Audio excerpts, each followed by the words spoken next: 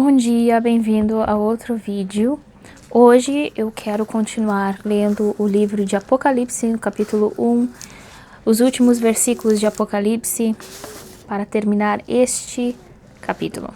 Vai ser um pouquinho longo, porque tem muitos versículos que vamos estar olhando, vamos estar lendo. Então, pega um copinho de café, que eu sei que os brasileiros gostam, né? E vamos abrir a Bíblia e vamos estudar juntos. Prontos? Vamos lá. Capítulo 1 de Apocalipse, no versículo 12, vamos começar, porque faz um pouquinho mais de sentido começar ali, né? E diz assim: E virei-me para ver quem falava comigo. O João tá falando aqui.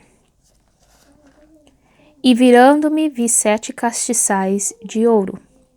E no meio dos 7 castiçais, um semelhante ao Filho do Homem, vestido até aos pés de uma roupa comprida e cingido pelos peitos com um cinto de ouro.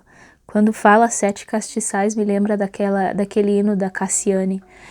Não tem nada a ver, né? Mas me lembra daquele hino da Cassiane. Ok, então o versículo diz: o Filho do Homem. Aqui está em letra maiúscula, porque ele é o Filho do Homem. Primeiramente, ele nasceu de um homem aqui na terra. Ele veio de José e ele veio da linhagem de um homem, de homens. Então, ele é filho do homem, é filho de José. Mas ele está sempre, quando fala em filho do homem, ele está sempre em letras maiúsculas. Por quê? Porque ele é o primeiro. Antes de cada um de nós nascer, veio Jesus Cristo. Ele é o primeiro, o escolhido, o especial Filho do Homem. Ok? Então, se vocês quiserem ver sozinhos nas suas casas, anote aí Mateus capítulo 19, versículo 28, Marcos capítulo 8, versículo 31. Nós vamos ver agora juntos e também vamos ver Daniel 7, 13 ao 14. Então, vamos ver Daniel capítulo 7, versículo 13 e o versículo 14, que diz assim: Eu estava olhando nas minhas visões da noite, e eis que vinha das nuvens do céu um como o Filho do Homem, e dirigiu-se ao ancião de dias, e o fizeram chegar até ele. E foi-lhe dado o domínio, e a honra, e o reino, para que todos os povos, nações e línguas o servissem. O seu domínio é um domínio eterno, que não passará, e o seu reino tal, que não será destruído. Esse é o Filho do Homem que estamos falando, é Jesus Cristo, e o ancião de dia aqui é Deus. Vamos também olhar em Marcos, capítulo 8, versículo 31. Que diz assim: E começou a ensinar-lhes que importava que o Filho do Homem padecesse muito, e que fosse rejeitado pelos anciões e príncipes dos sacerdotes e pelos escribas, e que fosse morto, mas que depois de 3 dias ressuscitaria. Então, somos confirmados que o Filho do Homem que estava falando, e confirmamos porque Jesus mesmo se chamava Filho do Homem,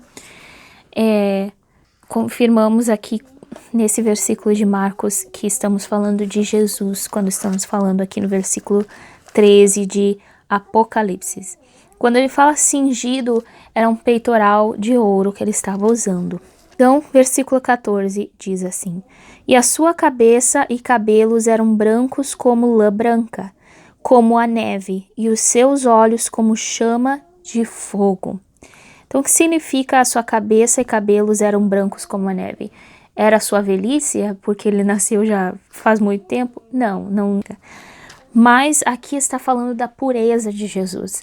Está falando que ele não tinha nenhum pecado nele. E nós vemos isso quando lemos Isaías capítulo 1, versículo 18. Vinde então e argue-me, diz o Senhor, ainda que os vossos pecados sejam como a escarlata, eles se tornarão brancos como a neve. Ainda que sejam vermelhos como o carmesim, se tornarão como a branca lã. Então, que era o que estava falando João em Apocalipse quando estava descrevendo Jesus, não era que ele era velho, não, mas ele que era aqui, ó, puro, santo, sem pecado. E quando ele fala olhos como chama de fogo, era um olhar penetrante que ele tinha. Um olhar penetrante. Sabe quando aquela pessoa tá te olhando assim, parece que tá lendo a tua alma e tu começa a ficar um pouco nervoso porque parece que eles vão falar algo que tu fez escondido. Então, Jesus tem um olhar penetrante que penetra os nossos corações. Você pode ver isso em Salmos 90, versículo 8, Provérbios capítulo 15, versículo 3, e nós vamos olhar agora junto Hebreus capítulo 4, versículo 13, que fala sobre isso, que diz assim: e não há criatura alguma encoberta diante dele, antes todas as coisas estão nuas e patentes aos olhos daquele com quem temos de tratar. Disso está falando João. É um olhar penetrante, é um olhar que entra no mais profundo do teu coração, que vê os teus pensamentos, que vê a intenção do teu coração. Esse olhar que Jesus tinha, ok? Vamos continuar lendo então Apocalipse, versículo 15. E os seus pés semelhantes a latão reluzente, como se tivessem sido refinados numa fornalha, forte, né? Tem estabilidade. E a sua voz como a voz de muitas águas. Então era muito forte. Era difícil de ignorar. Versículo 16. E ele tinha na sua destra 7 estrelas. E da sua boca saía uma aguda espada de 2 fios. E o seu rosto era como o sol, quando na sua força resplandece. Então, vamos olhar o que quer dizer espada de 2 fios. A palavra de Deus. Nós vemos isso em Hebreus capítulo 4, versículo 12, que diz assim: porque a palavra de Deus é viva e eficaz, e mais penetrante do que espada alguma de 2 gumes, e penetra até a divisão da alma e do espírito, e das juntas e medulas, e é apta para discernir os pensamentos e intenções do coração. Quando fala da espada aqui em Apocalipse, está falando da palavra de Deus, porque se lembre que Jesus foi nos dado como a palavra viva, né? Como pão vivo para nós. E cada vez que nós lemos a palavra de Deus, é tão interessante, porque ela nunca fica velha. Quando nós estamos passando por algum problema, tem algum lugar na palavra que ele vai nos alientar, que ele vai nos aconselhar, que vai nos ajudar, vai nos dar força. Se estamos precisando de repreensão, se estamos precisando de uma puxada de orelha, a palavra de Deus também se encarga disso. Sempre a palavra de Deus penetra na intenção dos nossos corações, dos nossos pensamentos, mesmo antes de a gente pensar. A palavra de Deus, quando a gente segue ela de verdade, pode nos dirigir, pode nos ensinar, pode nos ajudar, nos fortalecer, conforme a vontade de Deus. E muita gente, sabe, eu não escuto de Deus, não ouço de Deus, eu não sei qual é a vontade de Deus, porque eu acho que estão esperando que um anjo enorme saia do céu e com uma trombeta e diga, aqui está a vontade de Deus. Mas não, a vontade de Deus já está escrita na palavra dele. Tem certas ocasiões da nossa vida que nós precisamos, claro, um pouquinho mais de direção, porque é específico à nossa vida. Mas se nós estamos orando, se estamos servindo ele de coração, procurando ficar longe do mal, e estamos orando com o coração sincero, estamos lendo a palavra dele, basta procurar na palavra dele, e ele nos dará a direção. Já está escrito, ele já nos falou.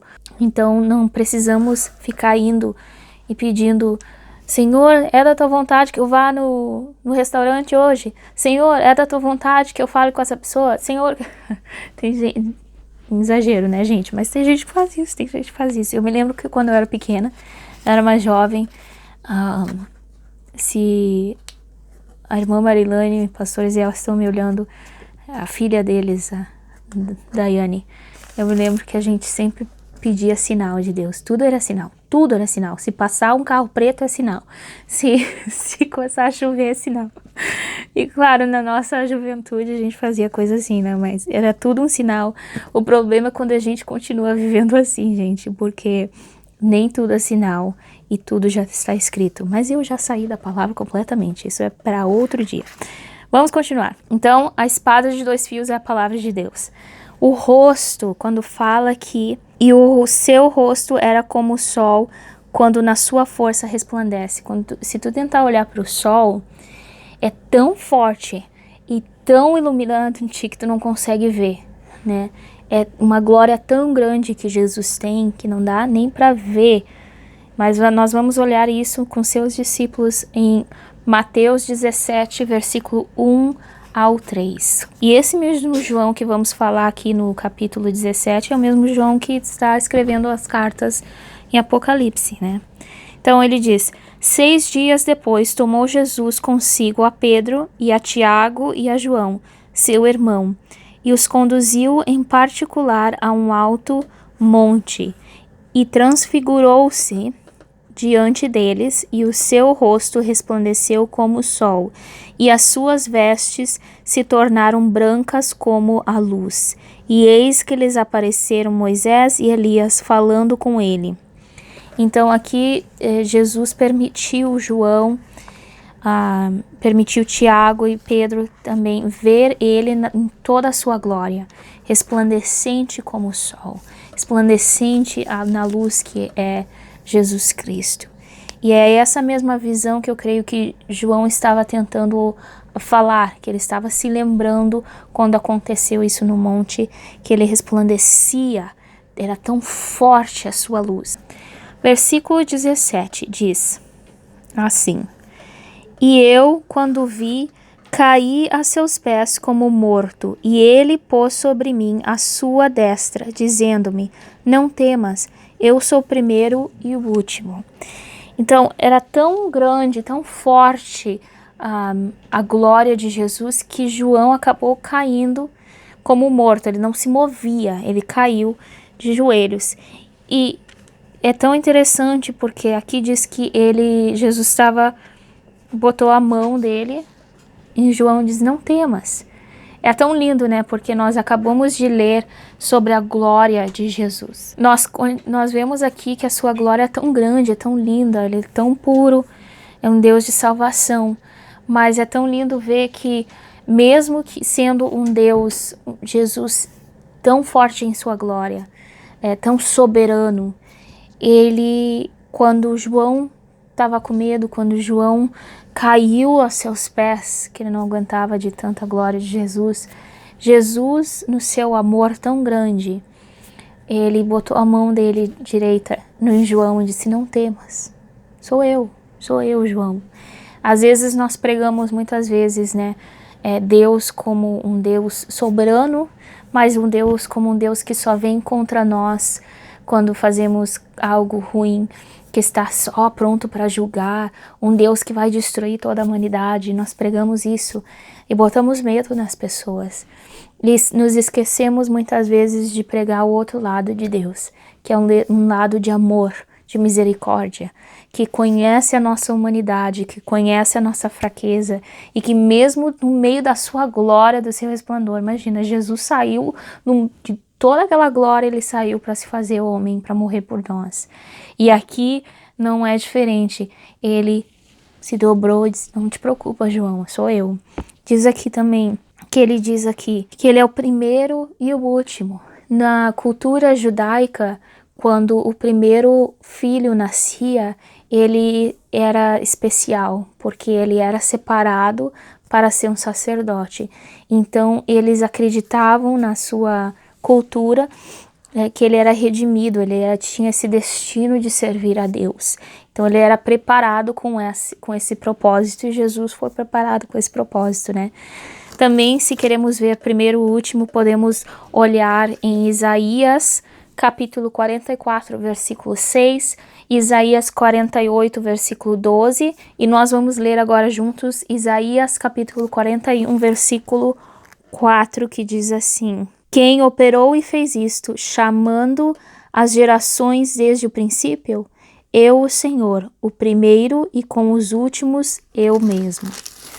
Então, ele é o primeiro porque ele veio antes de todo mundo, e o último porque ele sempre será. Vamos ler no versículo 18 agora. E o que vivo e fui morto, porque ele viveu e morreu na cruz.